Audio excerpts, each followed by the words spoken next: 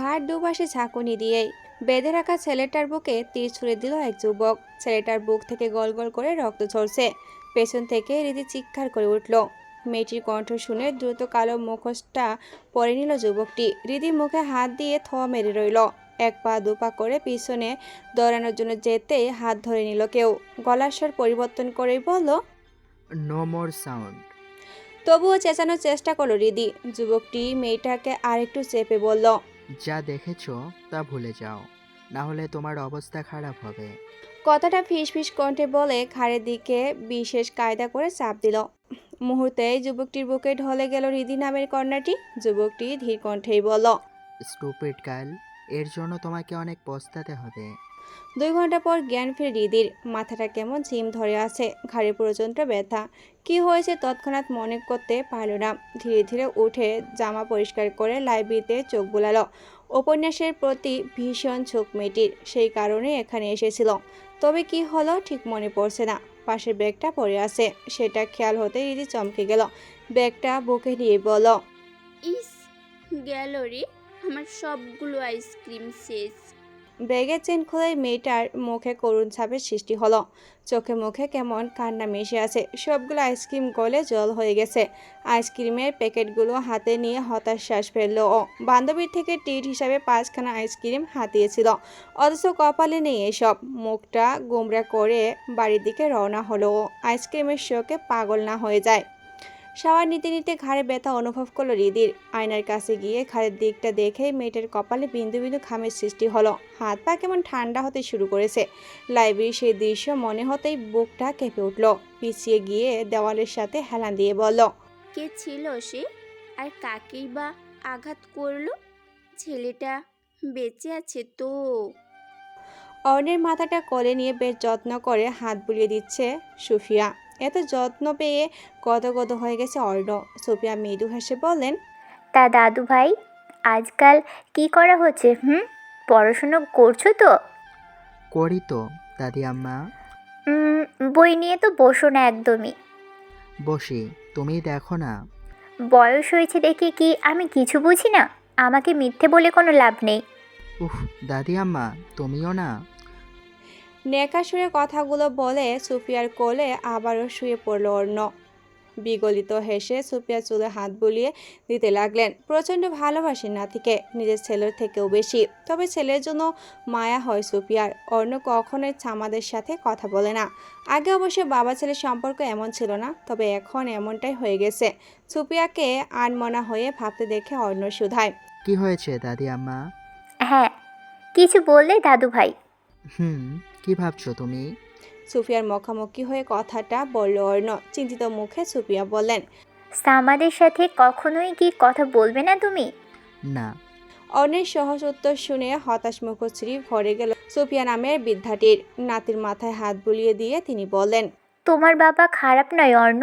একজন ধর্ষককে কি করে ভালো বলতে পারো তুমি দাদি আম্মা?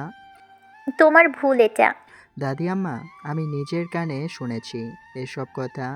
তাছাড়া মম কেন আঘাত করেছিল তোমার নিষ্পাপ ছেলে? দাদু ভাই, এমনভাবে কথা বলছো কেন? দুঃখিত দাদি আম্মা, তুমি কেন বারবার ওই লোকটার কথা বলো আমায়? ভালো লাগে না একজন পশুর কথা শুনতে। অর্ণ গড় গড় শব্দ তুলে চলে গেলেন। সুফিয়া নাতি যাওয়ার পানে তাকিয়ে রইলেন। তবে কি শেষ বয়সে এসেও ছেলে নাতি ভালো সম্পর্ক দেখতে পাবেন না তিনি? ভার্সিটির টপ স্টুডেন্ট হিসাবে নাম আসলো মায়ার। প্রচণ্ড খুশি হয়ে মেয়েটি কান্না করে দিয়েছে। অন্য ক্যাম্পাস থেকে ট্রান্সফার হয়ে এসেছিল সে। হাতে মাত্র কিছু সময় ছিল। এই সময়ে এত ভালো ফলাফল হবে তা ছিল কল্পনা অতীত। ফলাফল ঘোষণা শেষ। মায়া বেশ হাসি খুশি হয়ে মঞ্চ থেকে নেমে এলো। হৃদি আগ বাড়িয়ে এসে বলল, হাই, আমি রিধি, থার্ড ইয়ারে তোমার সাথেই পড়ি। ও, আমি মায়া। হুম, জানি তো। দারুণ ফলাফল করেছো তুমি, আমাকে টপকে দিলে। হ্যাঁ হ্যাঁ, নেক্সট তুমি টপকিয়ে দিও। চেষ্টা থাকবে। তো কি অবস্থা তোমার? হ্যাঁ, ভালোই। তবে একটু খারাপ লাগছে, সেকেন্ড হলাম এবার। আরে চিল, এতে এত কষ্ট নিও না তো। পড়াশোনার মাঝে কম বেশি হবেই। এখন সব কথা বাদ, ফ্রেন্ড হবে। Yeah, sure. হাত বাড়িয়ে একে অপরের সাথে ফ্রেন্ডশিপ করলো। মায়া আর হৃদি দুজনেই বেশ ফ্রেন্ডলি, তাই মুহূর্তেই বন্ধুত্ব জমে গেল। মায়া জানালো কোনো বিশেষ কারণে এই ক্যাম্পাসে ট্রান্সফার হয়েছে, তবে আফসোস বিষয়টি খুলে বলল না ওকে। হৃদিও জোরাজোরি করলো না। একটা হসপিটালে এসেছে অর্ড, সাথে ওর বেস্ট ফ্রেন্ড সাব্বিরও আছে। সাব্বিরের ঘন চুলগুলো বারবার উল্টে পাল্টে যাচ্ছে, আর সেটাই হাত দিয়ে ঠিক করছে ছেলেটা। অর্ণব বিরক্ত হয়ে বলল, তোর কি কোনোদিন এই স্টাইল রোগ যাবে না? আরে দোস্ত, স্টাইল না করলে মেয়েরা পটে। অবশ্যই পটে, 100 বার পটে, 1000 বার পটে, খ্যাত হলেও পটে। বললেই হলো। খ্যাত ছেলেদের সাথে আবার কেউ প্রেম করে? এ যা তো। তুই কি আমায় ইনডাইরেক্ট ভাবে চ্যালেঞ্জ জানালি? ইনডাইরেক্ট না, ডাইরেক্ট চ্যালেঞ্জ ছুড়লাম। পারলে খ্যাত হয়ে প্রেম করে দেখা। অর্ণের ঠোঁটের কোণে বাঁকা হাসি উদয় হলো। সাব্বির নিজের চুলগুলো আবারও গোছাতে লাগলো। ডক্টর এসে বললেন, আপনাদের পেশেন্ট এখন সুস্থ আছেন, আপনারা দেখা করতে পারেন। ওকে, থ্যাংক ইউ ডক্টর। ওয়েলকাম, এটা আমাদের ডিউটি মাত্র। মুচকি হাসলেন অর্ণ। সাব্বির আয়নায় নিজের মুখটি খুঁটিয়ে খুঁটিয়ে দেখছে। থরাম করে ছেলেটার পিঠে কিল বসিয়ে অর্ণ বলল, শালা, এখনো বসে থাকবি?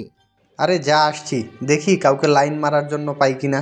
কথাটার দাঁত কেলিয়ে বলল সাব্বির। হ হ করে হেসে কেবিনে প্রবেশ করলো অর্ণ। নিস্তেজ অবস্থায় বেড়ে পড়ে আছে আহান। ছেলেটার বুকে এটি ক্ষত। হালকা হাতে সেটে হাত বুলিয়ে দিল অর্ণ। সাব্বির পাশে এসেই বলল, কি করে যে ওর বুকে আঘাত লাগলো! তীরটা কত গভীর দেখেছিস?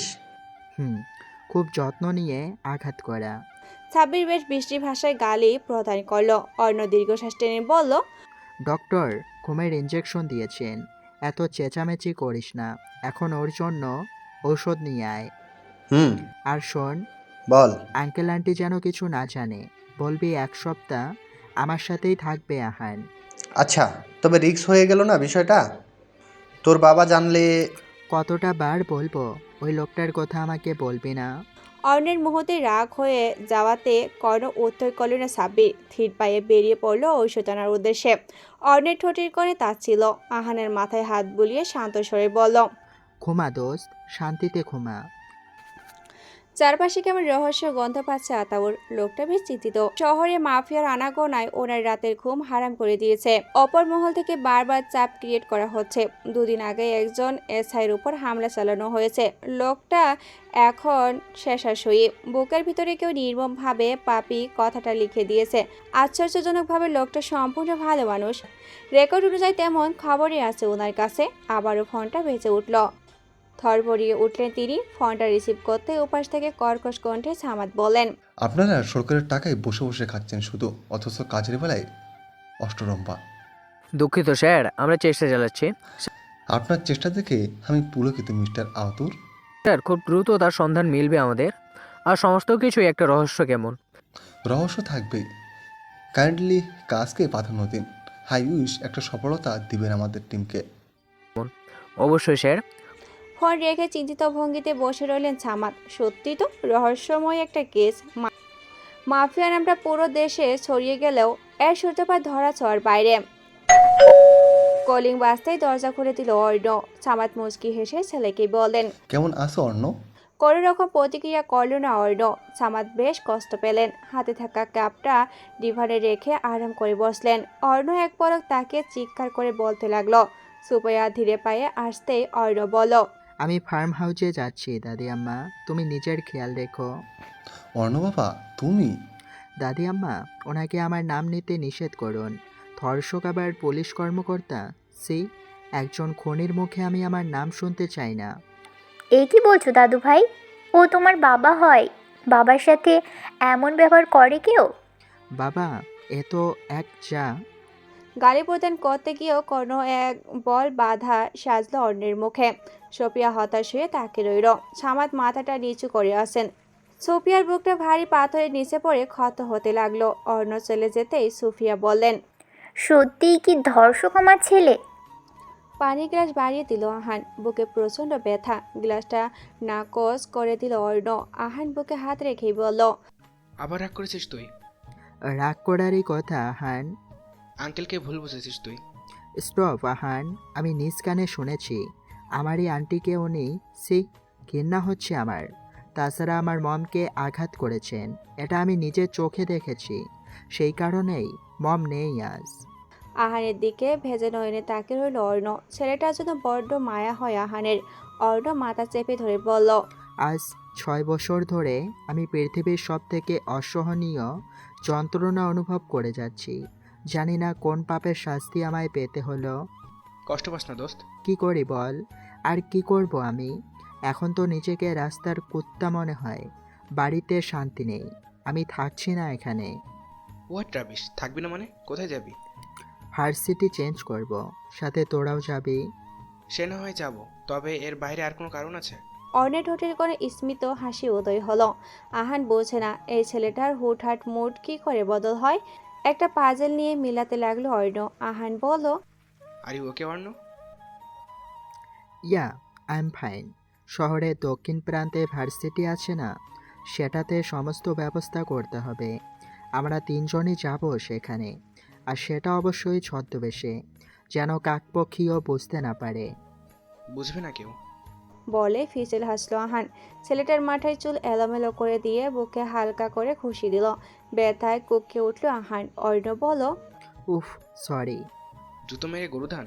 মুহূর্তে ভাঙ্গা হাসির গুঞ্জন ছড়িয়ে পড়ল। দুই বন্ধু যেন এক আত্মা এক প্রাণ। 2 দিন পরে ঘটনা। ওরা একটা বারে সাব্বিরকে নিয়ে কিছু আলোচনা করছে। আলোচনার বিষয় লাইফটাকে আর একটু এনজয় করা।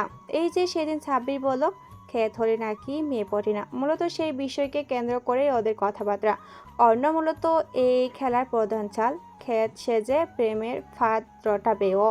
আহারের ভেতরটা কেমন করছে, চারপাশে নেশার সুগন্ধ। অর্ণ সেটা লক্ষ্য করে বলল, কোন ব্র্যান্ড নিবি তাই বল। ওহ দোস্ত। অর্ণকে জড়িয়ে ধরল আহান। অর্ণ ঠোঁটের করে হাসি রেখে পছন্দর হুস্কি অর্ডার করলো। আর সারা রাত তাদের পার্টি হবে। মদ্যপান স্বাস্থ্যের জন্য ক্ষতিকারক, এটা কোন ব্যক্তিটা না জানে, সবাই জানে, অথচ সেটাই পান করে তারা। তবে তাদের মধ্যে অন্যতম একজন হলো অর্ণ, যে কিনা মেডিকেল কলেজের স্টুডেন্ট। তার এই বিগড়ে যাওয়ার মস্তিষ্কে কিভাবে মেডিকেল সামলাবে, এটা সত্যি ভাবনার বিষয়। তবে মাঝে মাঝে অবাক হয় আহান। বাবার এত টাকা পয়সা থাকলেও সেসব নিয়ে কখনো অহংকার করে না ও। ছেলেটা যেন এক প্রকার প্রতিজ্ঞাবদ্ধ, বাবার এক পয়সাও গায়ে মাখবে না। 6 বছর পূর্বের ঘটনাগুলো মনে হতেই গায়ে কাটা দেয় আহানের। রাস্তার ধারে একটা চাকরির জন্য রীতিমতো ভিক্ষে করেছিল অর্ণ। কি বিদঘুটে সেই দৃশ্য। নিজের জীবনের সব থেকে বেশি ঘৃণা করে সামাদকে। বর প্রতি বিন্দু মাত্র ভালোবাসে নেই যেন। হুস্কির বোতল ধরে চুমুক দিল অর্ণ। আহান গ্লাসটা রেখেই বলল, তুই কি কখনো ফিরবি না? কোথায় ফিরবো? আমার তো কোনো ঘর নেই, কিছু নেই আমার। আমি হলাম মেঘের মতো, যে এপাশ থেকে ওপাশ ঘুরে বেড়ায়, ঠিকানাহীন মেঘ। কথাটা বলে খিলখিল করে হাসতে লাগলো অর্ণ। আহান কিছু বলল না। অর্ণের জন্য ভীষণ মায়া হয় ওর। কেন যে এই ছেলেটাকে এত ভালোবাসে ও। অর্ণ ঠোঁট কামড় দিয়ে একটা প্রশ্ন ছিল আহানের দিকে। আহান বিচলিত হয়ে পড়ল। অর্ণের ঠোঁটের কোণে তাচ্ছিল রেখা। অর্ণ বলল, ঠিকানাহীন মেঘকে এত ভালোবাসিস কেন আহান? দোস্ত তুই। বুকের আঘাতটা অনেকখানি, তাই না? মাথাটা নিচু করে ফেললো আহান। এক টানে ছেলেটার টি শার্ট ছেড়ে ফেললো অর্ণ। হালকা হাতে হাত বুলিয়ে বলল, আমার দেওয়া আঘাত? অর্ণ থাক না এসব। কেন থাকবে? দোস্ত সেসব আমি মনে করতে চাই না, আর তুইও ভুলে যা প্লিজ। বিগলিত হাসলো অর্ণ। গুটি গুটি মেরে আহানের কাঁধে মাথা রাখলো। কিছু স্মৃতি বিভৎস হয়। আহানকে আঘাত করা উচিত হয়নি ওর।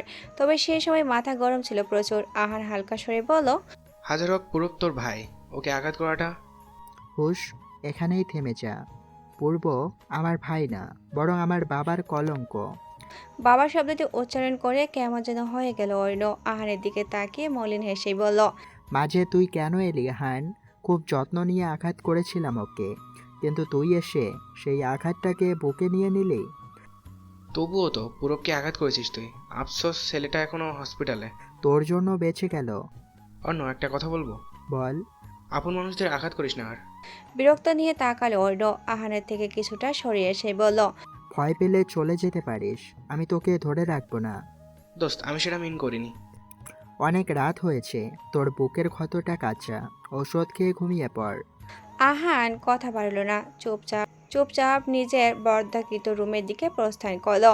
অর্ণ একবার তাকিয়ে দীর্ঘশ্বাস ফেলল। আহানের বুকের ক্ষতটা দেখলে অপরাধবোধ জেগে কেমন আহানের বুকের ক্ষতটা দেখলে অপরাধবোধ জাগে কেমন। এক হাতে ছেলেটার বুকে আঘাত করেছে সে, এই হাতে ছেলেটার বুকে আঘাত করেছে সে, যদিও সেটা ভুলবশত হয়েছে।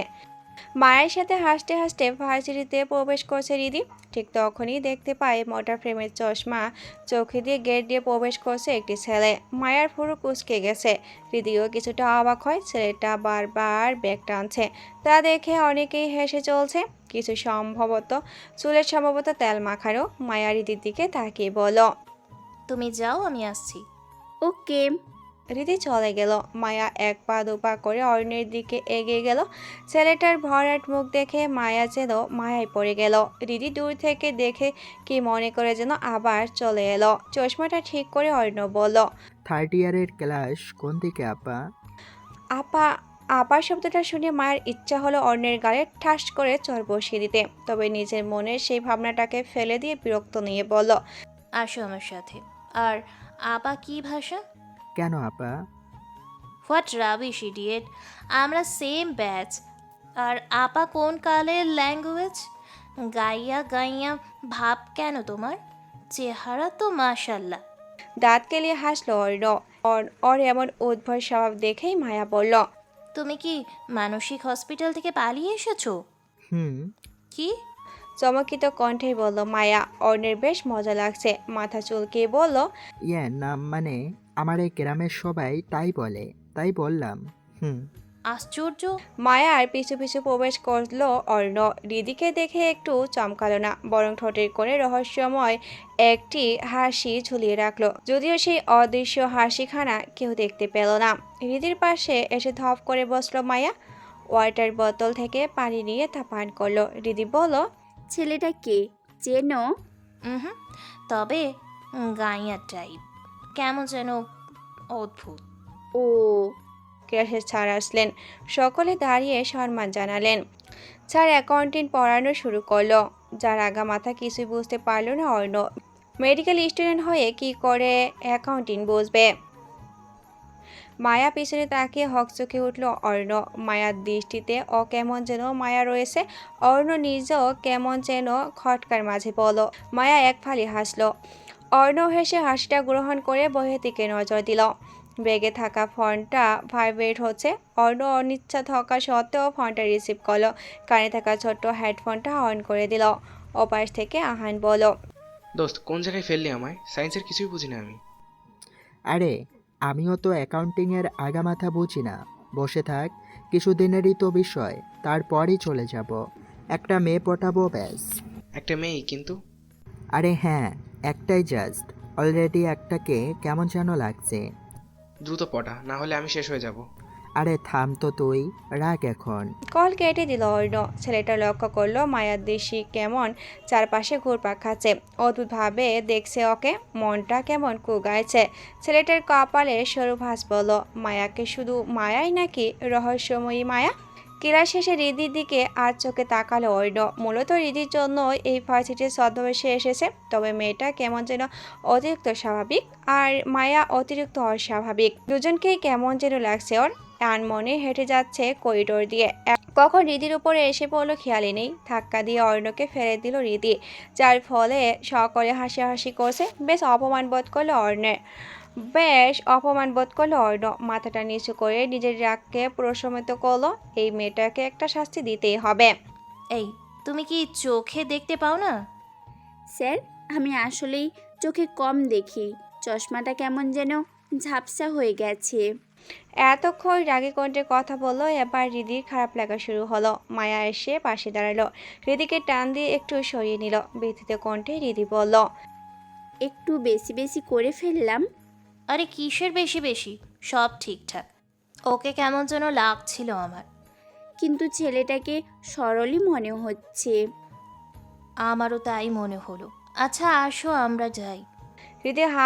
রিদির হাত ধরে টেনে নিয়ে যেতে লাগলো মায়া। পিছন ঘুরে অর্ণকে দেখলো রিদি। ছেলেটা চশমা পরিষ্কার করতে ব্যস্ত। মায়ার দিকে হতাশা নিয়ে তাকালো মেয়েটা। শুধু শুধু অর্ণকে সন্দেহ করলো মায়া। অবশ্য মায়ার কাজেই তো যাকে তাকে সন্দেহ করা। ক্লাসের সবাই বেশ মনোযোগী হয়ে ক্লাস করছে, কারণ কিছুদিন পর পরীক্ষা। অর্ণব বলল চরম বিপাকে। সায়েন্সের স্টুডেন্ট হয়ে কি করে অ্যাকাউন্টের পরীক্ষা দিবে?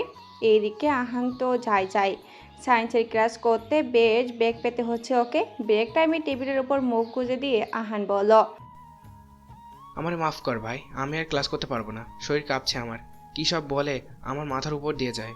তুই আমাকে এই ভালোবাসিস? সবটা হয়েছে ওই শালা সাব্বিরের জন্য। ওকে পেয়ে নেই, জ্যান্ত গিলবো আমি। আহ আহান, সাব্বির ছাড়া ও আমার একটা লক্ষ্য আছে।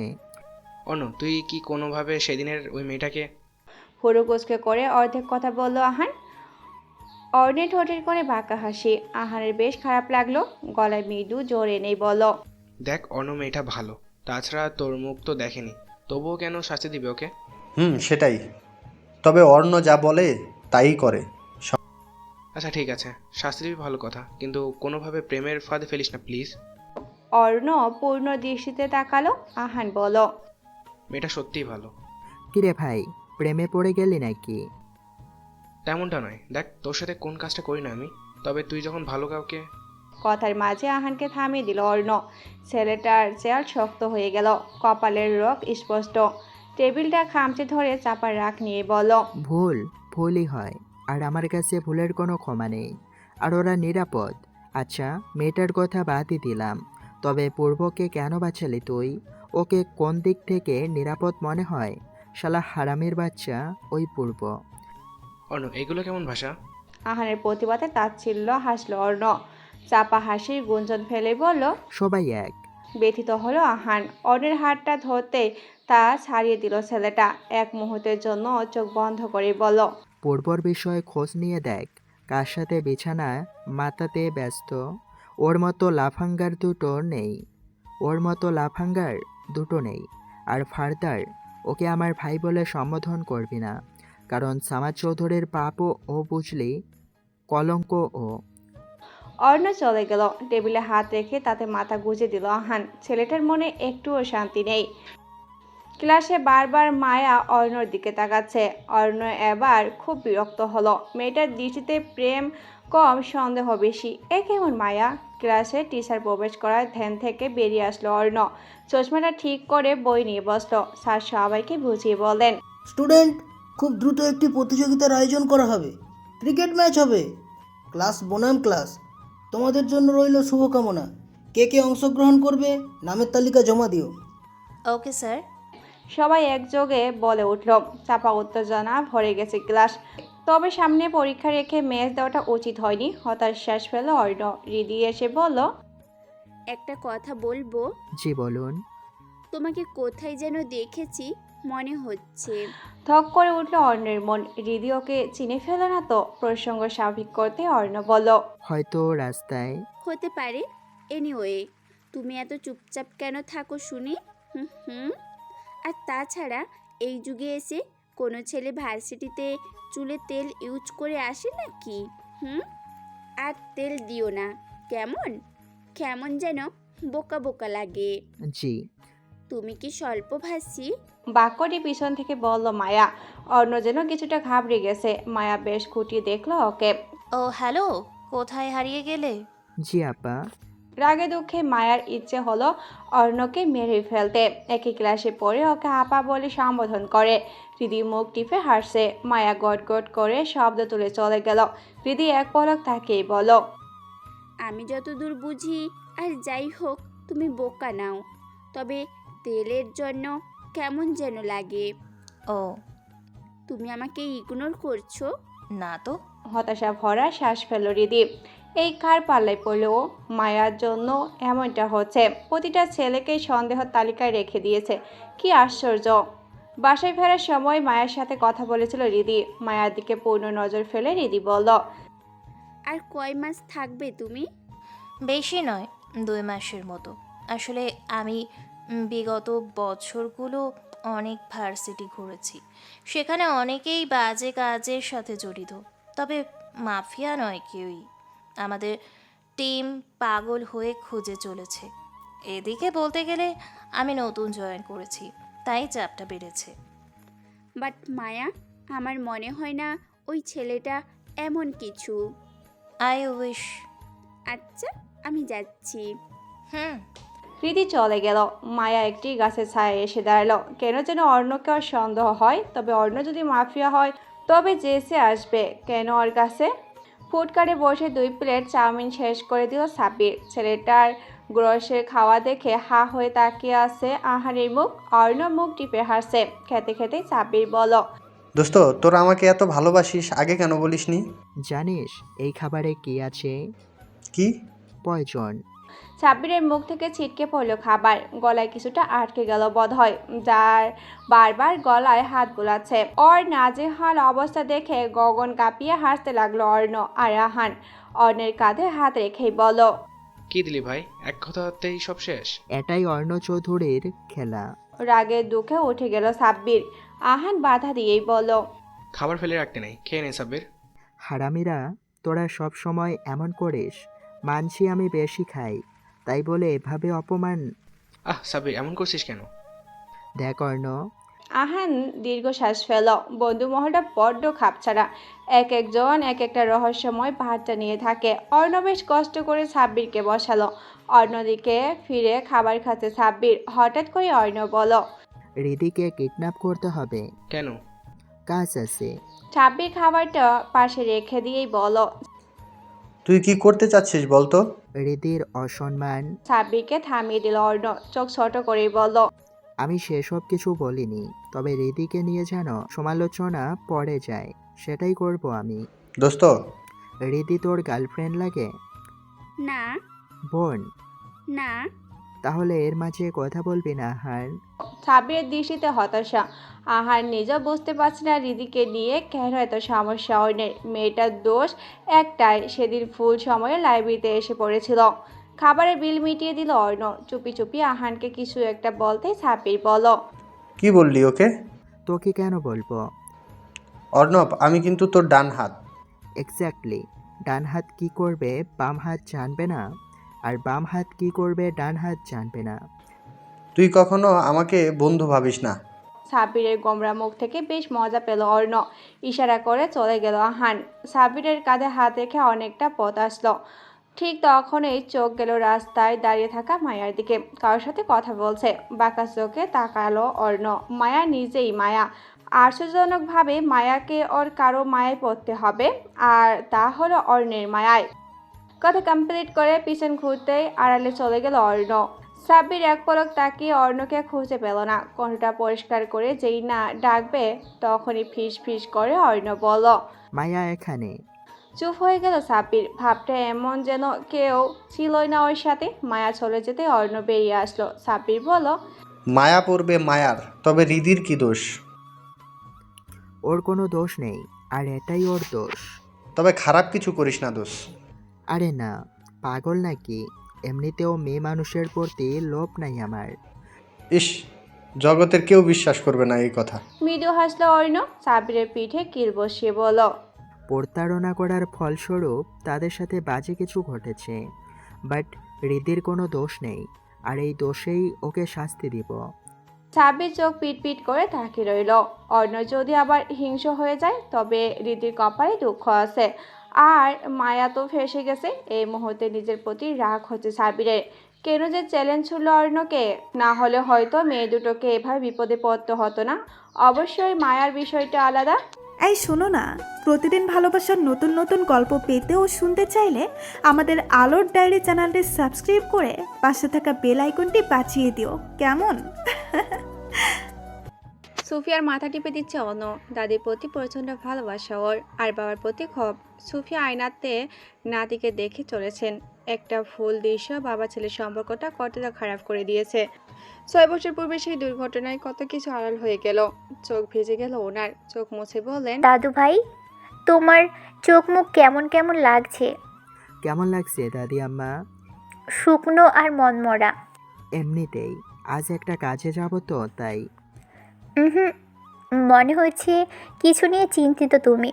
একটুও নয় দাদি আম্মা, আসো, তোমার খাবার নিয়ে আসছি আমি। আচ্ছা।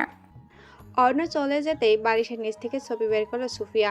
একটা মহিলার ছবি, যার কোলে রয়েছে ছোট্ট একটি ছেলে। সুফিয়ার বুক হ হ করে উঠল। এই ছেলেটাও তো ওর নাতি, কিন্তু কাছে নেই। দাদি আম্মা। অর্ণের কণ্ঠ কর্ণপাত হতে ছবিটা লুকিয়ে ফেলেন তিনি। মৃদু হেসে বললেন, খাবার এনেছো দাদু ভাই? হ্যাঁ, খাইয়ে দিব। না থাক, তুমি যাও, ব্যস্ত দেখাচ্ছে। খাবার রেখে চলে গেল অর্ণ। দীর্ঘশ্বাস ফেললেন সুফিয়া। মানুষের জীবন নিয়ে কল্পনা করে শেষ করা যাবে না। শপিং করে বাড়ি ফিরছিলেন হৃদি।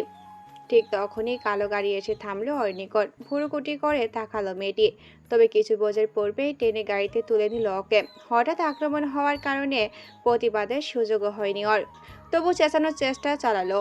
মুখ দিয়ে মৃদু গংড়ানোর শব্দ এলো। অর্ণ বিকট হেসে বলল, বলেছিলাম না সুইট হার্ট, তোমাকে শাস্তি পেতে হবে। এবার বুঝবে মজা। হৃদির বুকটা হু হু করে উঠল। অজানা ভয়ে বুকের ভিতর টিম টিম আওয়াজ হতে লাগলো। অন্যের ভয়ে চিনতে পারেনিও, কারণ ভয়েস পরিবর্তন করার মতো দারুণ একটি গুণ রয়েছে ছেলেটার। আহানকে নির্দেশনা দিতেই মুখে স্প্রে করে দিল হৃদির। মুহূর্তে অর্ণের বুকে ঢলে পড়ল হৃদি। ফিসফিস কণ্ঠে অর্ণ বলল, প্রচণ্ড ভুগতে হবে তোমায়। হঠাৎ করেই এলোমেলো করে দেওয়ার শাস্তি তো পেতেই হবে সুইট হার্ট। এখন কোথায় যাবি? শহর থেকে বহু দূরে। ওকে। গাড়ির গতি বাড়িয়ে দিল আহান। যদিও এ কাজে আহানের মন সায় দিচ্ছে না, তবে অর্ণকে থামানোর শক্তিও নেই ওর। হৃদির মুখটা বর্ণহীন হয়ে গেল।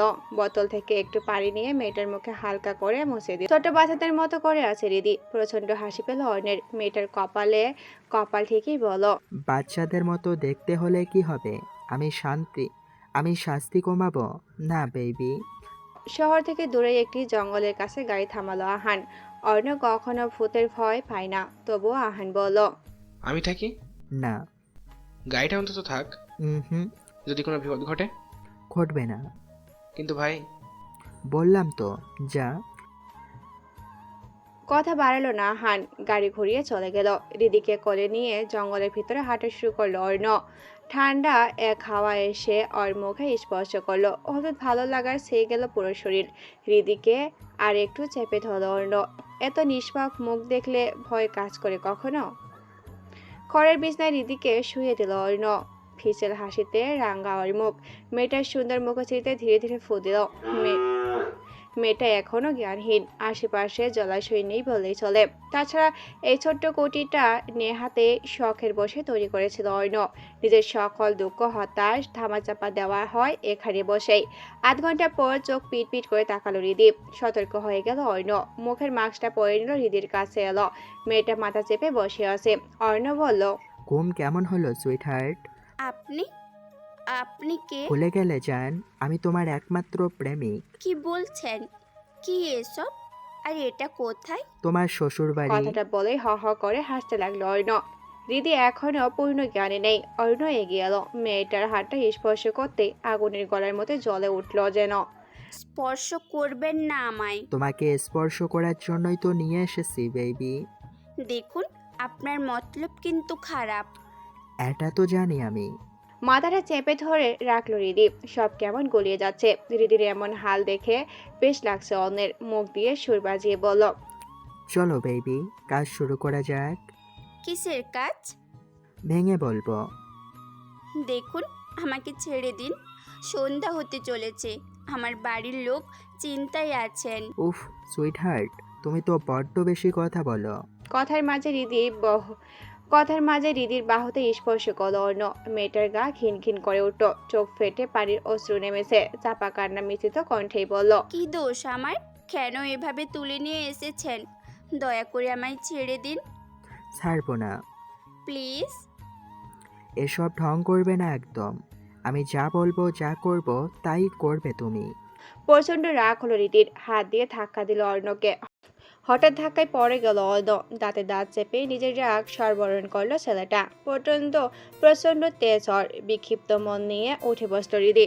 পালাতে যেতেই ঝাড়ের গতিতে খপ করে হাত ধরে নিল অর্ণ। পিছনে হাই মুড়ি বলল, বড্ড তেজ তোর, তাই না? ছাড়ুন, ছাড়ুন বলছি। ব্যথা লাগছে আমার। লাগার জন্যই তো ধরেছি। ভেবেছিলাম ছেড়ে দিব, কিন্তু তুই সেটার মান রাখলি না। হাতে প্রচন্ড ব্যথা পাচ্ছে হৃদি। চোখ থেকে অনবরত পানি ঝরছে। মৃদু আর্তনাদ করে বলল, দয়া করুন আমায় ছেড়ে দিন না। কি ক্ষতি করেছি আপনার? এত সহজে তোর মুক্তি নেই। কথাটা বলে রিদিকে ফেলে দিল অর্ণ। হাত লাল হয়ে গেছে, কান্না করতে লাগলো মেয়েটি। অর্ণের পাশের মনে একটুও মায়া হলো না।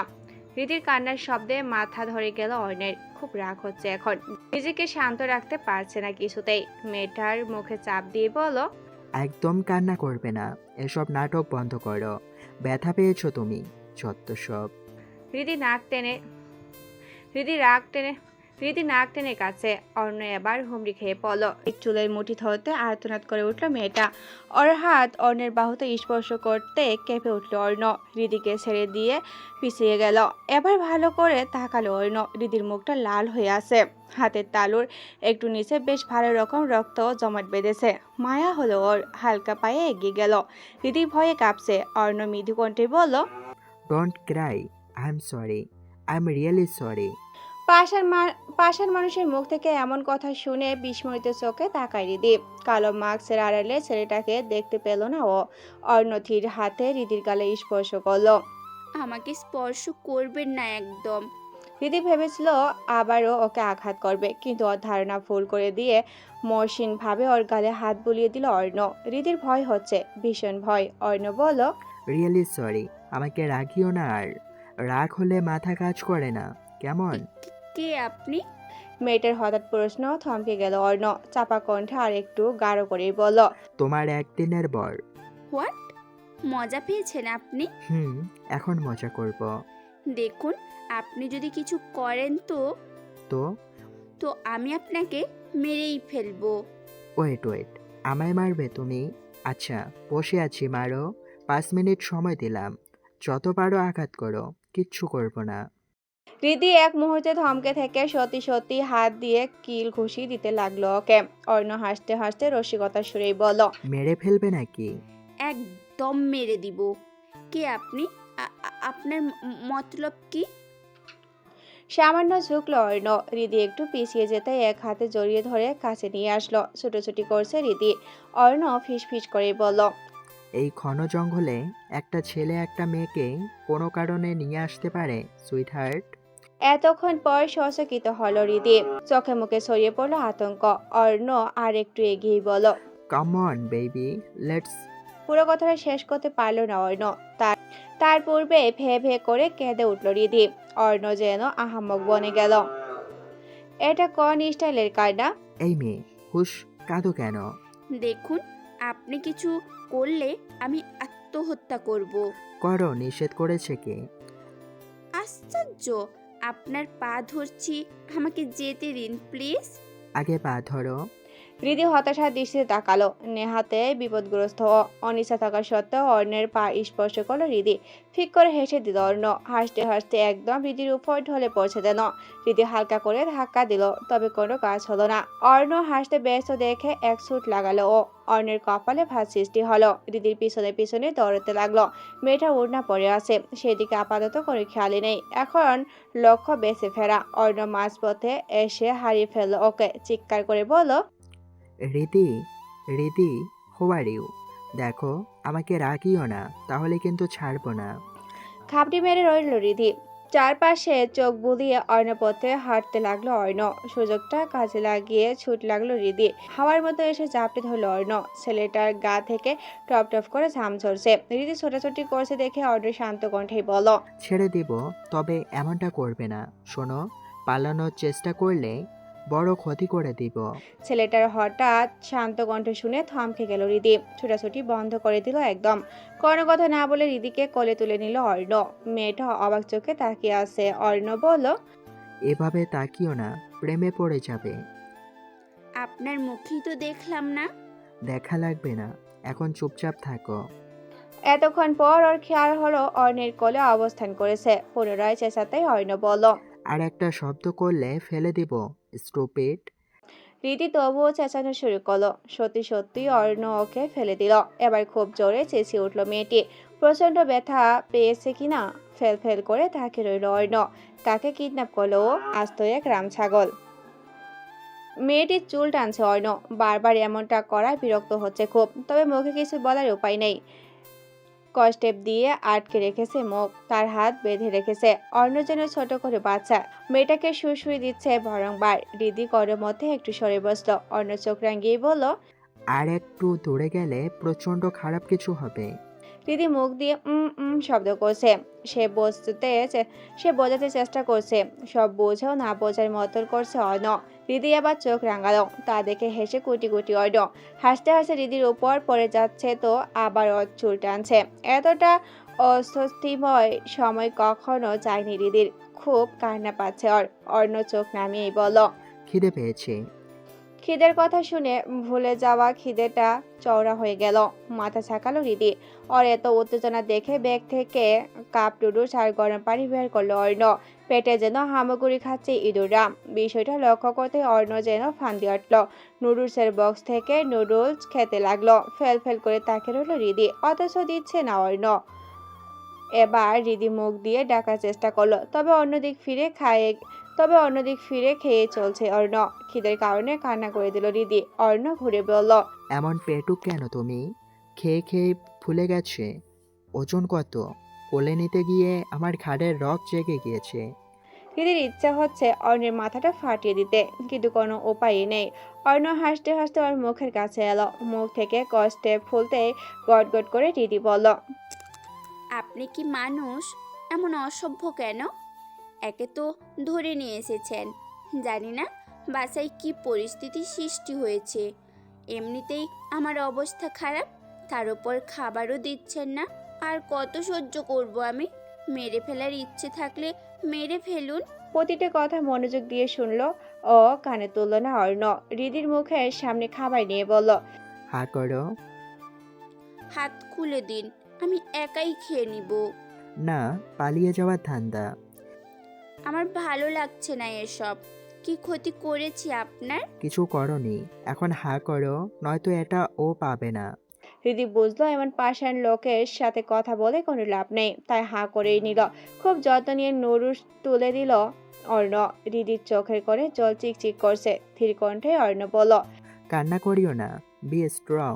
তাছাড়া আমি কিছু করব না, কালকেই ছেড়ে দিব। সত্যি? মেয়েটার দৃষ্টি দেখে হাসলো অর্ণ। মাথা ছাকিয়ে বলল, হ্যাঁ সত্যি। হৃদির মনে কিছুটা স্বস্তি মিলল। অর্ণের ইচ্ছে ছিল হৃদির নামে বদনাম রটিয়ে দেওয়া, কিন্তু কেন যেন সিদ্ধান্ত বদলে নিল। তাছাড়া মেয়েটা যথেষ্ট ভয় পেয়েছে, আর ওর পিছনে এভাবে সময় নষ্ট করার মতো সময়ও নেই ওর কাছে। আকাশে চাঁদ, তবে পূর্ণরঙ্গ নয়, অর্ধচন্দ্র। হালকা আলোতে অর্ণের শরীরটা দেখা যাচ্ছে, তো মুখটা দেখার উপায় নেই। মাস্কটা এমন ভাবে লাগানো যে একটুও বোঝার উপায় নেই। ধীরে ধীরে অর্ণের কাছে আসতে লাগলো রিদি। অর্ণ গভীর ঘুমে আচ্ছন্ন। এই সুযোগটাই যেন চাইছিল ও। হাত বাঁধা, তবে খুব কষ্ট করে পেছন ঘুরে যেই মাস্কটা টান দিতে যাবে, অমনি হেসকা টান দিল অর্ণ। সোজা অর্ণের উপরে গিয়ে পড়লো রিদি। চোখ মুখ খিসে বন্ধ করা। দীর্ঘশ্বাস ফেলে অর্ণ বলল, বেশি করতে নিষেধ করেছিলাম, এর ফল কিন্তু ভালো হবে না। সরি, আর হবে না। যাও, নিজের জায়গায় গিয়ে ঘুমাও। খুব চেষ্টা করেও অর্ণের উপর থেকে উঠতে পারল না রিদি। হাত পা যে বাঁধা। অর্ণ এক হাতে জড়িয়ে ধরে ফিসিল হাসি দিয়ে বলল, থাকো এইভাবে, এটাই তোমার শাস্তি। না, আমি থাকবো না। প্লিজ আমাকে ছাড়েন। না, ছাড়বো না। প্লিজ। বেশি কথা বললে 2 হাতে জড়িয়ে ধরবো। হৃদি থ মেরে গেল। ছেলেটার চরিত্র নিয়ে দুটো প্রশ্ন মাথায় আসে। একবার মনে হয় ভালো, আর একবার মনে হয় খারাপ। না, ভালো না। এইভাবে থাকলে বোধ হয় ওর দম বন্ধ হয়ে যাবে। নড়াচড়া করতেই জপটে ধরলো অর্ণ। হৃদির ইচ্ছে করছে মাটির ফাঁকে পড়ে মরে যেতে। অর্ণ বলল, কথা বলিও না, আর এত ভেবো না। আমি হালকা করেই স্পর্শ করলাম, যাতে আর কোনো মতলব না বের করতে পারো। ছাড়ুন না প্লিজ, আমার অস্বস্তি হচ্ছে। আগে ভাবা উচিত ছিল সুইট হার্ট। এতক্ষণ ভালো ব্যবহার করা একটাই কারণ, যাতে ওকে ছেড়ে দেয়, কিন্তু কোনো লাভই হলো না। এমন বাজে পরিস্থিতিতে কি করে আসে তা হৃদি ভালো জানে। সকাল সকাল ঘুম ভাঙে হৃদির। চোখ মেলে দেখলো অর্ণকে জড়িয়ে আছে। কখন ঘুমিয়ে পড়েছিল খেয়ালই নেই। হতাশার শ্বাস ফেল মেয়েটা। এভাবে একটা ছেলে জড়িয়ে থাকাটা কতটা অস্বস্তির আর খারাপ লাগে তা এমন পরিস্থিতিতে না পড়লে বোঝাই যায় না। হৃদি কেমন অনুভূতি হারিয়ে ফেল। এই পরিস্থিতি তার কাম্য নয়। এক যন্ত্রণার সময়। টলমলের চোখে তাকায় অর্ণ। হৃদিকে দেখে ঠোঁট প্রসারিত করলো, তবে মাস্কের কারণে সেটা দেখা গেল না। Good morning. Good morning. অর্ণর চোখে মুখে তা ছিল, যদিও সেই সব দেখতে পেল না হৃদি। ব্যস্ত হয়ে বলল, প্লিজ ছেড়ে দিন আমায়। দিব, তবে আজ না, কাল। কি? হৃদির চোখ গোল গোল হয়ে আছে। অর্ণ কিছু বলবে ঠিক তখনই ফোনটা বেজে উঠল। একটু আড়াল হতেই ফোনের ওপাশ থেকে আহান বলল, ভাই, মায়া সম্পর্কে সবটা জানতে পারিনি আমরা। ওকে, কতটুকু জেনেছিস? খবর আছে মায়া কোনো ইনভেস্টিগেশনে এসেছে। চিন্তিত হলো অর্ণ। হৃদি ভে ভে করে কান্না শুরু করে দিয়েছে। অর্ণ এক পলক তাকিয়ে হাসলো, বলল, ওকে, দেখি কি করা যায়। হুম। আচ্ছা শোন, হৃদির ফ্যামিলি থেকে কি অবস্থা? পাগলা কুত্তার মতো ঘুরছেন ওনারা। মেয়েটা কি ঠিক আছে তো? হো, শি ইজ ফাইন। ওপাশ থেকে ভারী নিঃশ্বাসের শব্দ কানে আসতে লাগলো। অর্ণ একবার তাকালো হৃদির দিকে। আজ যে দিয়ে আসবে। আহান বলল, তাহলে রাখছি। রাখ। তার আগে বল, আমি কি খুব খারাপ? আমার জানা মতে না, না হলে তোর সাথে এতগুলো বছর পার করতাম না। শালার কপালটাই খারাপ। যতই খারাপ হওয়ার চেষ্টা করি আমি কিছুতেই পারি না, কিন্তু পুরো দেশ জানে আমি হলাম মাফিয়া। তুই চাইলে সুন্দর জীবন কাটাতে পারতিস অর্ণ, কতবার বললাম, বাট তুই। ছাড় না দোস্ত, জীবন বড় অদ্ভুত। আর আমি তো পাগল। এই পাগলকেই ভালোবাসিস তুই। ওপাশ থেকে করে উত্তর করলো আহান। পাপ বয়ে বেড়াচ্ছে ছেলেটা। আর কতদিন লড়াই করবে ও? অর্ণকে সৎ পথে ফিরিয়ে আনার কোনো পথেই বাকি নেই। তবে ছেলেটা মাফিয়া হয়েই থাকবে, অথচ প্রতিটা কাজের পিছনে ভালো করে উদ্দেশ্যই থাকে। তবে সেই উদ্দেশ্য ঠিক কতটা সফল হয়? হৃদির পাশে গিয়ে থপ করে বসলো অর্ণ। হৃদি অদ্ভুতভাবে তাকালো। এই মুহূর্তে মাস্ক পরা ছেলেটাকে বিপজ্জনক মনে না হলেও সাংঘাতিক শয়তান মনে হচ্ছে। অর্ণ নিজের কণ্ঠ পরিবর্তন করে বলল, মায়াকে চিনো? হ্যাঁ, কেন? কে সে? আমার বান্ধবী। এর বাইরে? আমারই কলেজে পড়ে। এর বাইরে? আপনি কি জানতে চান? আমি বুঝতে পারছি। মায়ার একটা আলাদা পরিচয় রয়েছে, সেটা বলো। আমি জানি না। মিথ্যে বলবে না রীতি, ভয়াবহ কিছু হয়ে যাবে। আমি মিথ্যে বলছি না। তর্ক করে যাচ্ছ আবার, দ্রুত উত্তর দাও। বললাম তো জানি না। এত জোরে চেঁচিয়ে উঠল যে আশেপাশে থাকা পাখিগুলো ডানা ঝাপটে চলে গেল। এক পলক চোখ বুলিয়ে দেখলো অর্ণ।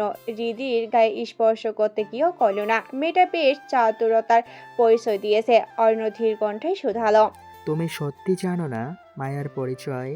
না, জানি না। মিথ্যে বলবে না রীতি, পরিণাম খারাপ হবে। আমি পাই না ভয়, বলবো না আমি। এমন সোজা আর জোরালো জবাবে রেগে গেল অর্ণ। চট করে থাপ্পড় মেরে দিল হৃদির গালে। মেয়েটা যেন হিংস্র রূপ ধারণ করেছে। রাগে ফুঁসতে ফুঁসতেই বলল, মেরে ফেলুন, তবুও বলবো না। আমি ড্যাম শিওর আপনি সেই মাফিয়া যার ভয়ে কাঁপছে দেশ। দেখো রীতি, তুমি ভালোই ভালোই বলো পরিচয়। বলবো না, বলবো না, বলবো না। রীতি। একটু নড়ল না মেয়েটা। রাগ সম্বরণ করলো অর্ণ। হৃদির মাথা হালকা করে স্পর্শ করে বলল, এখনো সময় আছে, প্লিজ বলো। বলবো না। তাহলে এখানেই পড়ে থাকো। রাগে গজগজ করতে করতে চলে গেল অর্ণ। পিছন থেকে হৃদি বলল, আমি কি ক্ষতি করেছি? এই ভরা জঙ্গলে আমাকে কেন নিয়ে এসেছিলেন? কি আপনার উদ্দেশ্য বলুন? কথাটা একটা কথা বলে না অর্ণ। চলে গেল হৃদিকে ফেলে। মেয়েটার হাত পা বাঁধা। কোনো মতে খড়ের বিছানায় গায়ে দিল হৃদি। চোখ মুখ লাল হয়ে আছে। শক্ত থাকার চেষ্টা করেও পারছে না শক্ত থাকতে। পাগল হয়ে গেছিস অর্ণ? ভরা জঙ্গলে মেয়েটাকে একা ফেলে এসে পড়লি, বুঝতে পারছিস এর পরিণাম? I don't care. ভাবলেশীনভাবে সিগারেট খেতে লাগলো অর্ণ। আহানোর বাহু ঝাঁকিয়ে বলল, মানলাম আগের দুটো মেয়ে তোর সাথে প্রতারণা করেছিল, সেই কারণে দুজনের অবস্থা খারাপ করে দিয়েছিস। একজন অন্ধ আর একজন পঙ্গু হয়ে আছে, কিন্তু হৃদির কি দোষ? ওর দোষ কিছুই না, আমার ইচ্ছেতে আমি শাস্তি দিলাম। মায়ার বিষয় বললেই ছেড়ে দিতাম আমি। দোস্ত, ওর পরিবার পাগলের মতো খোঁজাখুঁজি শুরু করেছে। সো পাশান হলি কবে? আগেই ছিলাম, দেখতে পাসনি হয়তো। নিজের চুলগুলো নিজে খামচে ধরল আহান। অর্ণের গলাটি টিপে দিতে ইচ্ছা করছে, পরক্ষণে মনে পড়ে যায় ছেলেটার পরিস্থিতির শিকার। মনকে শান্ত করে বোঝায় হৃদিকে নিয়ে আসবে ও। এক পা যেতে অর্ণব বলল, যাওয়ার প্রয়োজন নেই, আমি গিয়ে নিয়ে আসছি, তোরা মায়ের পিছনে। আশ্চর্য, একটু আগে যখন বললাম তখন কেন চুপ ছিলি? উত্তর করল না অর্ণ, সিগারেটটা ফেলে হাঁটতে লাগলো। আহান ফোন বের করে সাব্বিরকে আসতে বলল। সাব্বিরের গার্লফ্রেন্ডের সাথে ব্যস্ত থাকায় আহান বেশি কিছুই বলল না, বেরিয়ে পড়লো মায়ার পিছু নিতে। মায়া সান্ত্বনা দিচ্ছে হৃদির পরিবারকে। পাশে বসে আছেন আতাউর। কথাটা শেষ করে ইশারা করলেন তিনি। মায়া বের হয়ে গেল। আতাউর বললেন, হৃদির সাথে কার কার রিলেশন ছিল? নো স্যার, আমি এটাই ভাবছিলাম, হঠাৎ করেই উধাও হলো কি করে। তবে কি তাদের কাজ? আটকে উঠল মায়া। দুদিন ভার্সিটি বন্ধ আছে, তাই ভার্সিটি কারোর সাথে সরাসরি যোগাযোগও করা যাচ্ছে না। আতাউর চিন্তিত কণ্ঠেই বললেন, স্যার এবার খুব রেগে গিয়েছে। বাট আমরা তো কাজ করছি স্যার। ফস করে দম ফেলেন আতাউর। হতাশা দৃষ্টি নিয়ে বললেন, সফলতা নেই কোনো। সেটাই, আমি বিগত দিনগুলোতে অনেকগুলো ভার্সিটিতে ঘুরলাম, বাট লাভ হলো না। বাকশক্তি হারানোর পূর্বে ফজল স্যার বলেছিলেন ভার্সিটির কথা। ভার্সিটির কোনো স্যার বা স্টুডেন্ট এমন কাজ করেছে ভেবে খোঁজ তো লাগালাম। এখন কি করব স্যার?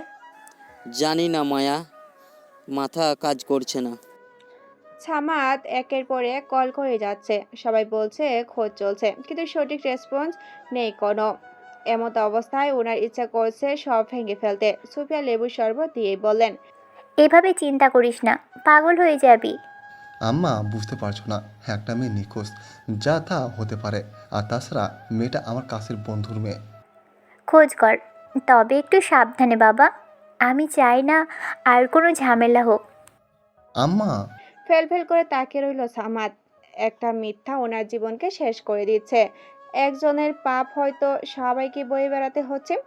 কুটিরে এসে কুটিরে এসে হৃদিকে দেখতে না পেয়ে চিন্তায় পড়ে গেল অর্ণ। চারপাশে চোখ বুলিয়েও যখন পেল না, তখন চিৎকার করে উঠল, তুমি আছো এখানে? হৃদি থাকলে প্লিজ সাড়া দাও। হৃদি, হোয়ার আর ইউ? প্লিজ সাড়া দাও। কোনো সারা শব্দ পেল না অর্ণ। কুটির থেকে বের হলো জঙ্গলে। চারপাশে আধার নেমে এসেছে প্রায়। বাড়ির পেছনটা যেতে চোখ পড়ল স্লিপার। বুকটা মোচড় দিয়ে উঠল আর স্লিপারটার পাশে রেখে ডাকা শুরু করলো। ডান পাশে যেতে চোখ পড়ল হৃদিকে। ছুটে গেল অর্ণ। মেয়েটার গায়ে মাটি লেগে আছে। বিধ্বস্ত শরীরটা দেখেই অর্ণর মন গলে গেল যেন। ওর হাত পায়ের বাঁধন খুলে দিয়ে ধীরে ধীরে হৃদির মুখে থাপ্পড় দিতে লাগলো। চোখ মেলে তাকাতেই ভয় পেয়ে গেল হৃদি। চিৎকার করে উঠে অর্ণকে জড়িয়ে ধরল, বলতে লাগলো, যা যা, আমি তোদের কিছু করব না। যা যা, আমাকে ছেড়ে দে। অর্ণ বুঝতে পারল ঋতু ভয় পেয়েছে খুব। ধীরে ধীরে মেয়েটার মাথায় হাত বুলিয়ে আদুরে কণ্ঠেই বলল, ভয় পেও না, এখানে কেউ নেই, শুধু আমি। চোখ মেলে তাকালো হৃদি। অর্ণের গায়ে অর্ণের গায়ে জোরে ধাক্কা দিল। ইচ্ছা মতো কিলঘুষি দিতে লাগলো। অর্ণ টু শব্দও করলো না, মেয়েটাকে এক হাতে জড়িয়ে রাখলো শুধু। ভালো লাগছে না একদমই। এসব কিছু একদমই উচিত হয়নি। হৃদিকে বিনা দোষে শাস্তি পেতে হলো। গাড়ি ড্রাইভ করছে অন্য। পাশে ঘাপটি মেরে বসে আছে হৃদি, কোনো কথাই বলল না। সারা দিন না খাওয়া, কাল রাতে এদিকে একটু নুডলস পেটে পড়েছিল। একটা ধারার সামনে গাড়ি থামালো ছেলেটা। এক পলক তাকে চোখ ফিরিয়ে নিল হৃদি। অর্ণ খাবার এনে বলল, খাও। খাবো না। এমনিতেই উইক, খেয়ে নাও। খাবো না আমি। একজন মাফিয়ার থেকে কিছুই নিব না আমি, কিছুই না। বেশি কথা বলছো তুমি। আরও বলবো, মাফিয়া শয়তান লম্পট। আরও কিছু? চোর বাটপার সবই বলো, তবে ভুলে যেও না কাল সারা রাত আমার সাথে জঙ্গলে কাটিয়েছো তুমি। আমি কিছু করেছিলাম কি? মাথাটা নিচু করে ফেল হৃদি। নাক টেনে খাবার তুলে নিল। প্রচন্ড খিদেতে গুঁড়োর সাথে খেতে লাগলো। অর্ণ ব্যথার স্বরে বলল, সরি, তোমার সাথে এমন করা উচিত হয়নি আমার। জুতো মেরে গরু দান। তাচ্ছিল্যে করো না, ফল ভালো হবে না। আচ্ছা বাদ দাও, একটা কথা বলি শুনিও। কি? মায়ের কাছে আমাকে নিয়ে কিছু বলিও না। বলে দিব। এটা আমার রিকোয়েস্ট, বাকিটা তোমার ইচ্ছে। মুখ ঘুরিয়ে নিল রিদি। গাড়ি ঘুরিয়ে টান দিল অর্ণ। রিদি চুপচাপ খাচ্ছে, ভালো লাগছে না ওর। কি করবে আর কি বা বলবে। ক্লান্ত শরীরটা বেডে এলিয়ে দিতেই ঘুম এসে ভর করলো অর্ণকে। রিদিকে পৌঁছে দিয়ে সোজা চলে এসেছে। এই লুকোচুরি হামাগুড়ি সবকিছুই অবসর করতে হবে। এভাবে আর কতদিন চলবে। ঘুম ভাঙলো কারো স্পর্শ পেয়ে। চোখ খুলতেই একটা অবয়ব রুম থেকে প্রস্থান করলো।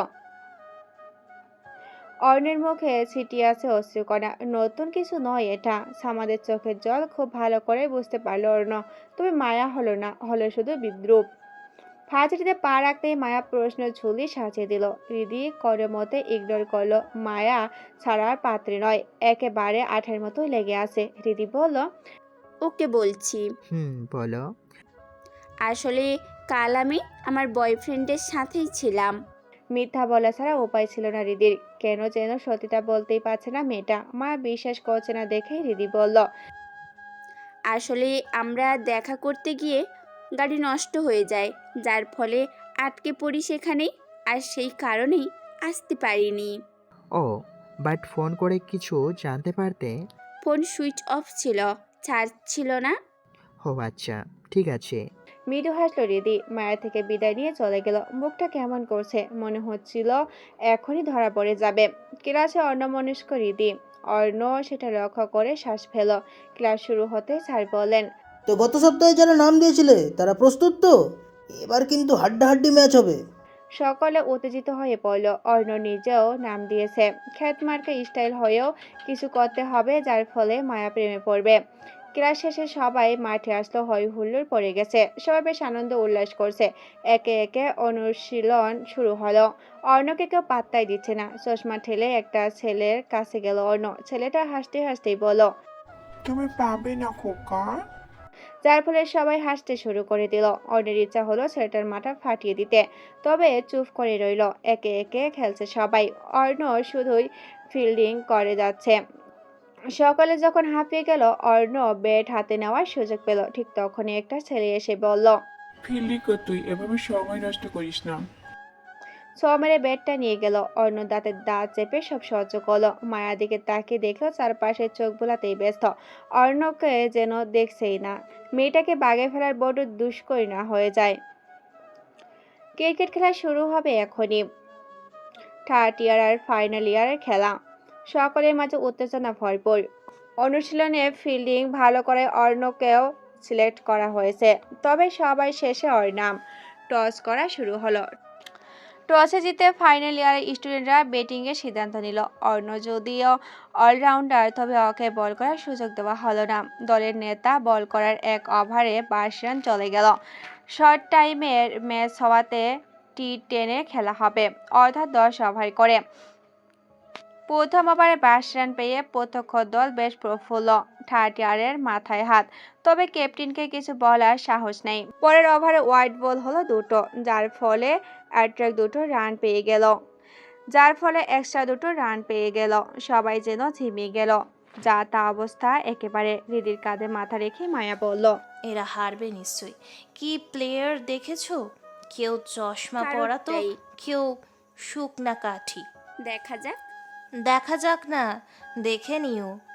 মৃদু হাসল হৃদি। গ্যালারিতে বসে বসে চারপাশে চোখ বোলালো হৃদি। ভেতরটা আনচান করছে। হেরে গেলে সিনিয়র গার্লদের ট্রিট দিতে হবে। কপাল হাত দিয়ে আনমনেতেই হৃদি বলল, কেন রে রিদি? কেন এই হাবাদের সাপোর্ট টানতে গিয়ে সিনিয়রদের সাথে চ্যালেঞ্জ নিলি? ঠিক তখনই একদম বাউরান্ডের কাছ থেকে ম্যাচ ধরে নিল অর্ণ। পুরো মাঠে হইচই ভরে গেল। হৃদি তো লাফিয়ে উঠল। মায়া তখন নিচুপ। কেন যেন খুশি হতে পারল না। অর্ণকে কেমন যেন লাগলো ওর। হৃদি মায়ের হাত চেপেই বলল, দেখলি কি সুন্দর আউট হয়ে গেল? উফ, কি যে আনন্দ হচ্ছে। উত্তরে শুধু হাসলো মায়া। এতক্ষণ পর সবাই যেন অর্ণের দিকে মনোযোগ দিল। অর্ণের শুধু মাথা চুলকালো। ক্রিকেটটা বেশ ভালোই রপ্ত করেছে ও, বাট এদেরকে কে বোঝাবে। পরপর ছক্কা হাতিয়ে নিল ফাইনাল ইয়ারের স্টুডেন্টরা। পুরো মাঠের এক পাশ শান্ত হয়ে গেল। অর্ণ ক্যাপ্টেনকে বলতে চাচ্ছিল একজন ফাস্ট বোলারকে পাঠাতে, তবে দলনেতা ওকে পাত্তাই দিল না। স্পিনার বল করতে আবারও 6 হাতে নিল। মাথায় হাত সকলের, হাই হঠাৎ চলল। অর্ণের ইচ্ছে করছে দলনেতার চুল ছেড়ে দিতে, ফাইনাল নির্দেশনাও দিচ্ছে ও। অর্ণ দাঁড়িয়ে দাঁড়িয়ে দেখতে লাগলো। আবার একজনের পেটে বল লাগলো, সঙ্গে সঙ্গে জোরালো আবেদন করলো বলার। আম্পায়ারের সুন্দর করে হাত উঁচু করে দিলেন। মাঠে হই হই শুরু হলো। অর্ণ এসে জড়িয়ে ধরলো বলারকে, তবে দুঃখজনকভাবে ওকে পাত্তা না দিয়ে ক্যাপ্টেনকে জড়িয়ে ধরে ছেলেটা বলল, উফ ভাই কি যে শান্তি লাগছে। খুব ভালো করেছিস, ভালো বল হয়েছে, গুড। হতাশা নিয়ে আবারও ফিল্ডিংয়ে গেল অর্ণ। মায়া রিদির গায়ে হালকা করে স্পর্শ করে বলল, দেখলে অর্ণকে ওরা পাত্তা দিচ্ছে না, বাট অর্ণ কিন্তু ভালো খেলছে। দেখলাম তবে। আমার ইচ্ছে করছে ক্যাপ্টেনের গলায় দড়ি বেঁধে দিতে। হ হ করে হেসে উঠল রিদি। মায়া খেলা দেখায় মনোযোগ দিল। পরপর দুটো ম্যাচ ধরে আউট হলো অর্ণ। এবার সবার অর্ণের দিকে তাকালো। অর্ণের নির্দেশনা অনুযায়ী বলার ডাকা হলো। 10 ওভার শেষে ফাইনালিয়ারদের সংগ্রহ হলো 123। প্রথম ম্যাচ ওভারে 80 রান হাতে নিয়েছে ওরা, যার ফলে কিছুটা কঠিন হলো ম্যাচ। অর্ণ এসে বলল, যেহেতু বল কম, তাই ভালো দুজনকে দিয়ে ওপেনার করালেই ভালো হবে। কয়েকজন সায় জানালো, তবে ক্যাপ্টেন বোর্ডের হাড্ডির মতো পরিচয় দিল। ভালো ওপেনার পাঠালো না। ফেল করে তাকে রইল অর্ণ। এর কি মাথা খারাপ? আম্পায়ার বাসি ফু দিয়ে সবাইকে দাঁড়াতে বলল। সকলে পজিশন নিতে কাউন্ট শুরু হলো। 10, 9, 8, 7, 6, 5, 4, 3, 2, 1 অ্যান্ড স্টার্ট। ম্যাচ শুরু হলো। 3টে বলের একটাও মারতে পারল না ব্যাটম্যান। সবাই হতাশগ্রস্ত। অর্ণ মনে মনে ভয়ানক গালি প্রদান করলো। তবে পরের বলে একজন আউট হয়ে গেল। চারপাশ তখন নীরব, যেন একটা কাকও নেই এখানে। ঠিক তখনই ক্যাপ্টেন ব্যাট নিয়ে নামলো। সবাই হ বলে চিৎকার করে উঠলো। তবে হতাশাজনকভাবে প্রথম বলে কেস আউট হয়ে গেল। সকলের চোখে মুখে পুনরায় হতাশা এলো। ক্যাপ্টেনের মাথাটা নিচু, রাগে দুঃখ ব্যাটটা ছুঁড়ে মারল। পুরো মাঠ থ মেরে গেছে। পরবর্তী ব্যাটম্যান নামলো মাঠে। সকলের প্রার্থনা যেন আউট না হয়। বেশ ভালোই খেললো সে। তবে দলের সংগ্রহ যখন 90 রান, তখন স্পেন্ট আউট হয়ে গেল। আছে 3 ওভার, রান দরকার 33। সকলের মাঝে হই হই পড়ে গেল। মায়া বলল, ছেলেটা বেশ খেলেছে, তবে 18 বলে 33 রান করাটা বেশ কষ্টের নয়। মনে হচ্ছে জিতে যাব। সকলের চিন্তা ভাবনার মাঝে পানি ঠেলে দিয়ে 3 জন ব্যাটসম্যান পরপর আউট হয়ে গেল। এখন সব বলার একে একে নামানো হলো। বলে বলে রান হলো 110। আছে 5 বল। ঠিক তখনই একজন আউট হয়ে গেল। অর্ডের মাথায় হাত। জেতা ম্যাচ কি হারতে হবে? 4 বলে প্রয়োজন 14 রান। সর্বশেষে রয়েছে অর্ণ। সবাই মুখ বাঁকিয়ে ওকে পাঠালো। অর্ণের বুকটা ধিম করছে। যদিও ও খুব ভালো খেলে, তবে কখন কি হয় বলা কষ্টসাধ্য। ব্যাটসম্যানদের সাথে আলোচনা করলো অর্ণ। প্রথম বলটা অর্ণ মারল। দৌড়ে 2 রান সংগ্রহ করলো ওরা। এখন 3 বলের প্রয়োজন, 12 রান। সবাই তীব্র উত্তেজনায় বসে আছে। অর্ণ ব্যাটসম্যানকে বুঝিয়ে দিল কি করবে। তবে বলটা খুব জড়া হওয়ার কারণে মাত্র 1টি রান সংগ্রহ করতে পারল ওরা। অর্ণের হাত কাঁপছে এবার। 2 বলে 11 রান প্রয়োজন, অর্থাৎ 2টো ছক্কা লাগবে। মনে মনে সৃষ্টিকর্তাকে স্মরণ করলো ছেলেটা। সবাই দাঁড়িয়ে পড়েছে। এমন উত্তেজনায় যেন কেঁদে দিবে সকলে। বল করা হলো অর্ণর। সর্বোচ্চ চেষ্টা করে মারলো বল। সোজা গ্যালারিতে বল পড়লো। পুরো মাঠে হই হই পড়ে গেল। তীব্র উত্তেজনায় চোখে পানি চলে এলো মায়ার। কেন এমন করলো ওর জানা নেই। এখন 1 বলে 5 রান প্রয়োজন। 4 হলে ড্র হবে ম্যাচ। অর্ণ মাটিতে চুমু খেলো একবার। আল্লাহর কাছে প্রার্থনা করে দাঁড়ালো। বল আসতে দিল ড্রাইভ করে। এত জোরে দেওয়ায় ব্যাটটা ভেঙে গেল কয়েক হাত দূরে। সবাই বল খুঁজতে চলছে। বল দেখাই যাচ্ছে না। গ্যালারির সবার উপর থেকে একজন বল ছুঁড়ে চিৎকার করে বলল, মারো রে ছক্কা। পুরো গ্যালারি হই হই পড়ে গেল। মানুষকে মারতে গিয়েও অর্ণের এমনটা অনুভব হয়নি। পুরো শরীর কাঁপছে। সবাই গ্যালারি থেকে নেমে গেছে। 2 উইকেট জিতেছে ওরা। অর্ণের নামে জয়ধ্বনি দেওয়া হচ্ছে। পতাকা উত্তোলন করে ছুটে এলো মায়া। বরাবর ক্রিকেটের প্রতি ভালোবাসে বেশি। সুখে কেঁদেই ফেলেছে। অর্ণের হাত ধরে বলল, ইউ আর দ্য বেস্ট। সবাই অর্ণকে নিয়ে মাতামাতিতে ব্যস্ত। মায়া যেন বাচ্চা হয়ে গেছে। মুখ দিয়ে সুর বাজানো শুরু করেছে। তা দেখে হালকা হেসে উঠল অর্ণ। মায়ার মাঝে সত্যিই মায়া আছে। ক্যাপ্টেন সকল অহংকার মাটিতে ফেলে দিয়ে অর্ণকে জড়িয়ে ধরল, বলল, তুমি না থাকলে আজ পারতাম না জিততে। অর্ণ শুধু হাসল। হৃদি এসে হাতটা বাড়িয়ে বলল, অভিনন্দন। অর্ণ মৃদু হাসল, তবে হৃদির হাতে হাত মেলালো না। হৃদি কিছুটা অবাক হলো, সাথে কষ্টও পেল। এমন কি হয়েছে যার কারণে অর্ণ এমন করলো? দীর্ঘশ্বাস লুকিয়ে সকলের সাথে আনন্দ করতে লাগলো হৃদি। মায়া বারবার বিমোহিত হয়ে যাচ্ছে। অর্ণের গালে ঢলে পড়ছে কেমন যেন ভুলে গেছে অর্ণর স্টাইল খ্যাত। 3 দিন ভার্সিটিতে আসলো না অর্ণ। এই 3 দিন চিরুনির তল্লাশি করেছে। এদিকে মায়া হতাশ। অর্ণের খেলায় ফিদা হয়ে গেছে। একটা গিফটও কিনেছে, বেশ সুন্দর চশমাটা। সে গোয়েন্দা বিভাগের স্পেশাল ফোর্সে কাজ করেছে, তবে অনুভূতি সেটা লুকাবে কেমন করে? ক্যাম্পাসে মনমরা হয়ে মায়াকে বসে থাকতে দেখে হৃদি বলল, কি হয়েছে? মন খারাপ কেন? এমনিতেই। আচ্ছা বসো তুমি। হুম। দুজনের মাঝে কিছুক্ষণ গল্প হলো। অর্ণ গেট দিয়ে প্রবেশ করতে মেয়েটার চোখ চকচক করে উঠল। ছুটে গেল সেখানে। ছেলেটার অধর কোণে লেগে আছে বাঁকা হাসি। খুব বুঝতে পারছে ও মায়া, যদিও মায়া, তবে এই মায়া সম্পর্কেও তার কাজের সবটা জেনে নিয়েছে ও। মায়া হাসি মুখেই বলল, উফ, এই কয়দিন কোথায় ছিলে? কিছু প্রয়োজন ছিল আপা। What rubbish! আমি তোমার আপা হই? না, মানে হোয়াট এভার, তোমার জন্য একটা গিফট আছে। ইতিমধ্যে কিছুটা কাছাকাছি এসেছে হৃদি। ভুরুকুটি করে তাকে দেখছে সবটা। মায়া ও চশমাটা খুলে দিয়ে আরেকটা চশমা পরিয়ে দিল। হালকা করে ছেলেটার বুকে স্পর্শ করেই বলল, বাহ, এবার সুন্দর লাগছে।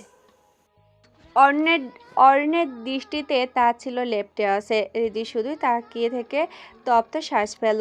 অর্ণকে নিয়ে চলে গেল মায়া। ক্লাস শেষে বেশ ঘুম পাচ্ছিল হৃদির। ঠিক তখনই একটা কাগজের বল এসে লাগলো ওর মাথায়। আশেপাশে সবাই কথা বলতেই ব্যস্ত। হৃদি কাগজটা খুলল। সেখানে গোটা গোটা অক্ষরে লেখা আছে, আধার রাতে হৃদয়শ্বরী। লেখাটা পড়ে হতভম্ব হয়ে গেল হৃদি। এটা কি ওর জন্যই ছিল, নাকি অন্য কারো চিঠি? মুঠোবন্দি করে ডাস্টবিনে ফেলে দিল এটা। শেষ ক্লাসে স্যার আসতেই সকলে উঠে সম্মান প্রদান করলেন। স্যার বললেন, ডিয়ার স্টুডেন্ট, খুব দ্রুত তোমাদের পরীক্ষা শুরু হতে যাচ্ছে। উইস এ গুড লাক। অন্যের গলা শুকিয়ে কাঠ। পরীক্ষা দিবে কি করে? তার মানে এর মাঝেই সব শেষ করতে হবে? এই শোনো না, প্রতিদিন ভালোবাসার নতুন নতুন গল্প পেতে ও শুনতে চাইলে আমাদের আলোর ডায়েরি চ্যানেলটি সাবস্ক্রাইব করে পাশে থাকা বেল আইকনটি বাজিয়ে দিও, কেমন? মায়ার চোখ থেকে টপ টপ করে পানি ঝরছে। অর্ণের প্রতি ভালোবাসা কাজ করছে ওর। ইনফ্যাক্ট প্রপোজও করেছে মেসেজে, তবে অর্ণের রিপ্লাই আসেনি এখনো। কিন্তু যখন খবর এলো অর্ণ মাফিয়া, তখন থেকে অশান্তিতে ছেয়ে গেছে ওর হৃদয়। অর্ণের সম্পর্কে আরও খোঁজ লাগেছে, কিন্তু শান্তি মিলছে না ওর। কী করবে বুঝতে পারছে না। চোখ মুখ মুছে নিয়ে উঠে দাঁড়ালো। ভালোবাসাকে মাটিতে ফেলে চিৎকার করে বলল, I will kill you Arna. তুমি অনয়ের রাজা। এর শেষ আমি দেখেই ছাড়বো। কি থেকে কি হলো বুঝতে পারছে না অর্ণ। ছাব্বির ব্যথা নিয়েই বলো, আমার উচিত হয়নি তোকে চ্যালেঞ্জ করার। আমি সেই কারণেই যাইনি সাব্বির। আমার উদ্দেশ্য ভিন্ন ছিল। সেই উদ্দেশ্যে গিয়েছি, তা পূরণ হয়েছে। তাছাড়া সব খেলারই সমাপ্তি থাকে। সামাদ চৌধুরীর মুখটা দেখতে চাই আমি। নিজের ছেলে যখন মাফিয়া, তখন ওনার প্রতিক্রিয়া কি হয়? ছাব্বির থ মেরে রইল। ধরা পড়লে ওদেরও যান ক্ষতিগ্রস্ত হবে। তবে এটা নিয়ে চিন্তিত নয় ওরা। তবে অর্ণের জন্য খুব খারাপ লাগছে। সাব্বিরের দিকে মলিন হেসে তাকালো অর্ণ। ছেলেটার চোখের কোণে পানি জমেছে। জাপটে ধরলো অর্ণ, বলল, তোরা আমার জীবনের খুব গুরুত্বপূর্ণ, জানিস তো। আমি চাই না তোদের কিছু হোক। দোস্ত, তোর ভিসা সহ সব রেডি। তুই সব দিক থেকে ক্লিন। আর তোর অ্যাকাউন্টে হিউজ অ্যামাউন্ট ট্রান্সফার করে দিয়েছি। বিদেশে আরাম করে কাটাতে পারবি। পরিস্থিতি ঠিক হলে দেশে এসে বিয়ে করে নিস। আমি যাব না রে অর্ণ। মার খাবি কিন্তু। এই মুহূর্তে যাবি তুই। সন্ধ্যায় ফ্লাইট আছে। এক প্রকার জোর করে পাঠিয়ে দিল ওকে। আহান এক পাশে দাঁড়িয়ে কিছু বলবে, ঠিক তখনই বেরিয়ে পড়লো ছেলেটা। অদ্ভুতভাবে তাকালো অর্ণ। আহান এমন করছে কেন? হৃদির বাসার সামনে গিয়ে দাঁড়িয়ে আছে বেশ অনেকক্ষণ। অর্ণের মনটা ক্ষিপ্ত আজ। ও যে মাফিয়া, এই খবরটি মায়াকে জানিয়েছে ও নিজেই। কারণ ও চায়নি মায়ায় ডুবে নিজের দায়িত্বকে ভুলে যাক। বারান্দায় আসতেই অর্ণকে লক্ষ্য করলো হৃদি। ছেলেটার ঠোঁটের কোণে ফিচেল হাসি। হাত নাড়িয়ে নিধি বলল, তুমি এখানে? নিচে আসো। এখন রাত। তো কেন যেন আসলো হৃদি। ঠিক তখনই অর্ণ বলল, কাউকে ভালোবাসো? না তো। পকেট থেকে একটা গোলাপ বের করে হৃদির হাতে তুলে দিল অর্ণ। এতক্ষণ পর লক্ষ্য হলো অর্ণের মাঝে পরিবর্তন। চুলে তেল নেই, চোখে চশমা নেই, স্মার্ট একটা ছেলে। হৃদি কিছু বলবে তার আগেই ফিস করে অর্ণ বলল, উইল ইউ মাইন্ড হৃদয়েশ্বরী? হোয়াট? হুশ। হৃদির একদম কাছে চলে আসে অর্ণ। মেয়েটার অন্তর থেকে ঘন ঘন শ্বাস নেমে যাচ্ছে। অর্ণ নিজের কণ্ঠ পরিবর্তন করে বলল, বেশি কথা বললে ভয়ানক কিছু হয়ে যাবে। ভয় পেয়ে তৎক্ষণাৎ হৃদি পালাতে গেল। ঠিক তখনই এক টানে ওকে গাড়িতে বসিয়ে দিল অর্ণ। তারপর নিজেও বসলো। চিৎকার করতে লাগলো মেয়েটা, তবে সেই শব্দ গাড়ির বাহিরে পৌঁছালো না। হৃদির অবস্থায় নাজেহাল, ও ভয় পাচ্ছে। অর্ণ বলল, এমন করলে যা করিনি তা করতে বাধ্য হব। তুমি মাফিয়া? তুমি সেই ভয়ানক লোক? I hate you. ছাড়ো আমায়, ছাড়ো। আমি তো কাউকে কিচ্ছু বলিনি। কি দোষ আমার বলো? তোমার দোষ? কেন, তোমার কোনো দোষ নেই? এমন অদ্ভুত দোষের কথা জীবনেও শোনেনি হৃদি। দুঃখে কষ্টে গলা ছেড়ে কান্না আসছে মেয়েটার। বারবার আঘাত করছে অন্যকে। মেয়েটার নখের আঘাতে বেশ কয়েক স্থানে জ্বালা করছে, তবুও একটু শব্দ করলো না অর্ণ। হৃদি কাঁদতে কাঁদতেই বলল, মাফ করো আমায় প্লিজ, ছেড়ে দাও। তোমার মুক্তি নেই হৃদয়েশ্বরী। কোন কারণে এমন করেছে? কারণ নেই সুইটহার্ট, কোনো কারণ নেই।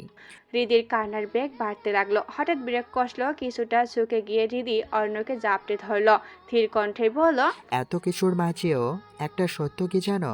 তুমি আমার আধারের হৃদয়েশ্বরী, আমার অন্ধকার জীবনের একমাত্র ফুল তুমি। কেন এসেছিলে আমার জীবনে আমায় ধ্বংস করতে, নিষ্ঠুর কোথাকার? ছাড়ো আমায়। ছাড়ব না। দিন তোমার, রাত আমার। বিস্মিত চোখে তাকালো হৃদি। গা ঘিন ঘিন করছে ওর। কিল বিলিয়ে হাসতে লাগলো অর্ণ। মেয়েটার এলোমেলো চুলে হাত বুলিয়ে বলল, ভয় নেই, আমি খারাপ, মাফিয়া, তবে সম্মানে আঘাত করব না মাই লাভ। তুমি শুধু আমার কাছে থাকবে, তাহলেই হলো। হৃদি বুঝতে পারছে না কি হচ্ছে। অর্ণকে ছেড়ে ড্রাইভ করতে লাগলো। বুকটা কেমন পরিপূর্ণ লাগছে। হৃদিকে ছাড়া বাঁচবে না ও, কোনোভাবেই না। ওরা মাঝ রাস্তায় কোনো মানুষকে দেখে গাড়ি থামিয়ে দিল অর্ণ। আহানকে দেখে নেমে গেল। ফুরুকুটি করে তাকিয়ে আছে অর্ণ। আহান বলল, ওকে ছাড়। ছাড়ব না। রাগ উঠবে না অর্ণ। তুই আমাকে ধমকাচ্ছিস? হ্যাঁ, ধমকাচ্ছি আমি। কোন অধিকারে? তোর বড় ভাই হওয়ার অধিকারে।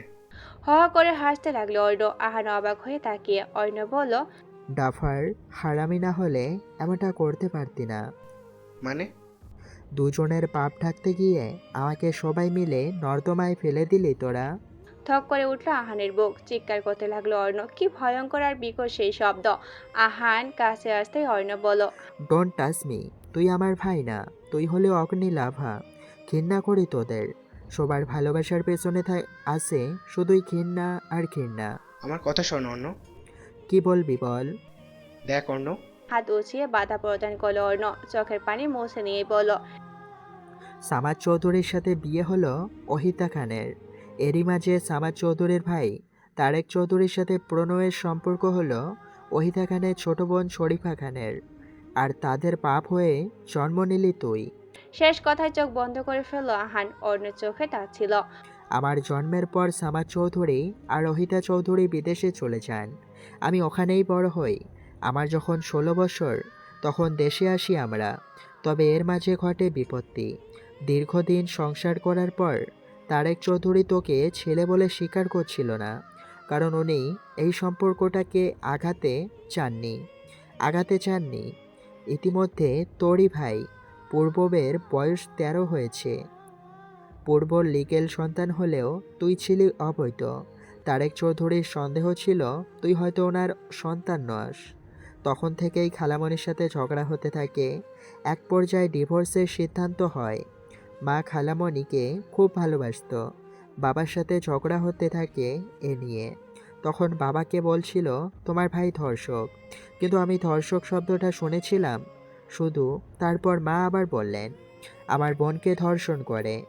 এই অবধি বলার পরই আমাকে দেখে ফেলেন বাবা। মাও থেমে যায়।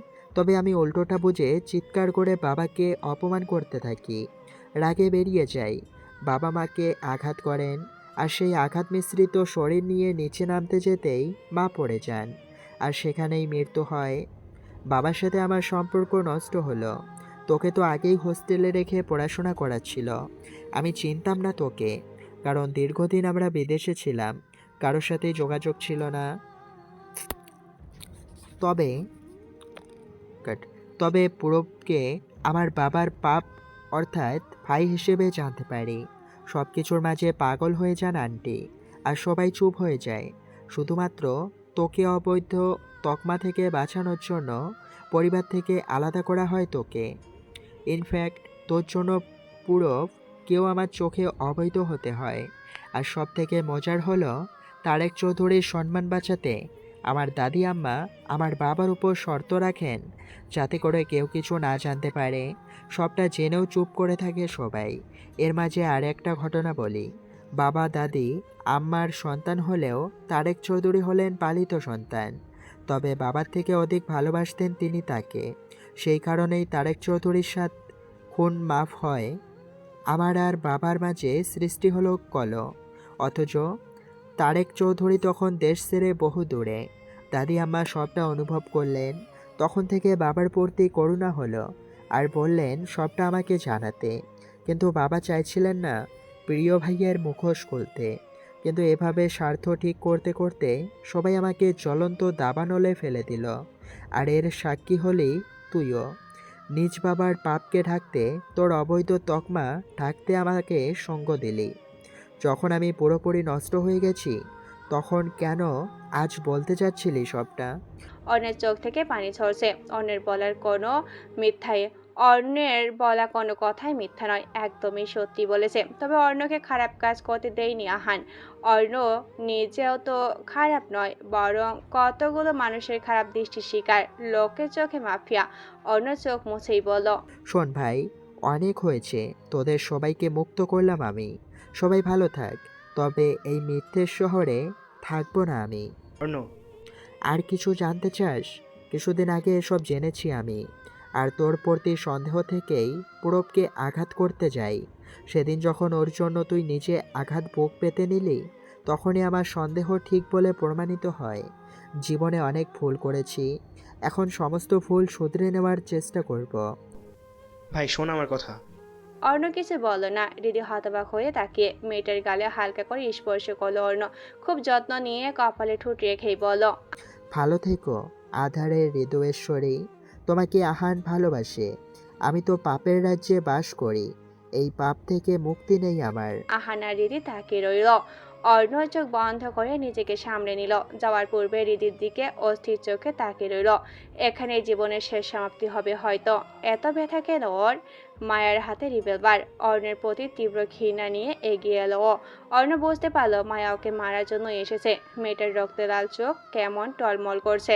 হাসি মুখে বেরিয়ে এলো অর্ণ। মায়া তাচ্ছিল্য করেই বলল, মাফিয়া। হ্যাঁ, মাফিয়া আমি। ব্যর্থ হয়ে জীবন। নাটকবাজ, আজ তোর মৃত্যু হবেই। হাসলো অর্ণ। চোখ থেকে বিতৃষ্ণা ঝরছে। অবশ্য অর্ণের নামে এনকাউন্টার দায়ের করা হয়েছে। মায়া রিভলভারের ট্রিগারে হাত রাখলো। অর্ণ দীর্ঘশ্বাস ফেলে দাঁড়িয়ে রইল। পিছনে কতগুলো গাড়ি আছে, যা বুঝে নিল অর্ণ। কিছুটা এগিয়ে এলো। মায়ার ধ্যান জ্ঞান নেই কোথাও। শুকনো ঢোক গেল অর্ণ। মায়ের হাতটা চেপে ধরে রিভলভারের ট্রিগারে চাপ দিল। সঙ্গে সঙ্গে একটি বুলেট এসে ক্ষতবিক্ষত করে দিল ওকে। চোখ থেকে পানি ঝরছে। মায়ের হাত কাঁপছে। ও চাইনি শুট করতে, এটা শুধু ভয় দেখানোর জন্য ছিল। তৎক্ষণাৎ 3টে গাড়ি এসে থামলো, যেখানে অর্ণের পুরো পরিবার ছিল। হৃদি গাড়ি থেকে বেরিয়ে চিৎকার করে উঠল। চোখ বন্ধ হওয়ার পূর্বে অর্ণ দেখতে পেল তার আধারে হৃদয়শ্বরী ছুটে আসছে তার কাছে। অথচ তার সময় নেই। এত ব্যথা কেন হৃদয়ে? অর্ণের হাতটা স্পর্শ করলো হৃদি। চেঁচিয়ে বলল, আমাকে ফেলে যাবে না তুমি? যাবে না অর্ণ? আমি বাঁচবো না, যে পারবো না বাঁচতে। অর্ণ হাসলো। মেয়েটার গলায় মুখ ডুবিয়ে একটা নিঃশ্বাস নিল। ফিসফিস করে বলল, এই মিথ্যের শহরে আমি শ্বাস নিতে পারি না রীতি। আমি শ্বাস নিতে পারি না। তবে জেনে রেখো, আমার আধারের হৃদয়েশ্বরী তুমি। কষ্ট হয় খুব, ভালোবাসি যে। ব্যর্থ জীবনে তোমায় সঙ্গী করে আধারে ডুবিয়ে দিতে চাই না আমি। তুমি থেকো শুধু আমার কল্পনায়, আধারে হৃদয়েশ্বরী হয়ে। শ্বাসটা ফেল অর্ণ। ছেলেটার বুক থেকে রক্ত ঝরছে। রীতি চিৎকারে পুরো আধার যেন নেতিয়ে পড়ল। পশ্চিমের আকাশ অর্ধ চারটা ডুবে আছে। ঠিক তেমন ভাবে অর্ণ ডুবে আছে তার আধারের হৃদয়শ্বরী শরীরে। সমাপ্ত। কি আশ্চর্য, আমি এটা সেটিনিন দিয়ে রেখেছিলাম, এখন আমারই কষ্ট হচ্ছে। যাই হোক, একটি বিষয় বলি, অর্ণ আর হৃদিকে নিয়ে ভবিষ্যতে লেখার ইচ্ছা আছে আমাদের লেখিকা আপুর। তবে কবে সেটা লিখবে সেটা বলতে পারছে না। আগামীকাল থেকে নতুন গল্প আসবে ইনশাল্লাহ। ততক্ষণ আপনারা ভালো থাকবেন, সুস্থ থাকবেন। আল্লাহ হাফেজ। আর সবার রমজান মাস কেমন কাটছে অবশ্যই কমেন্ট করে বলবেন। ধন্যবাদ সবাইকে।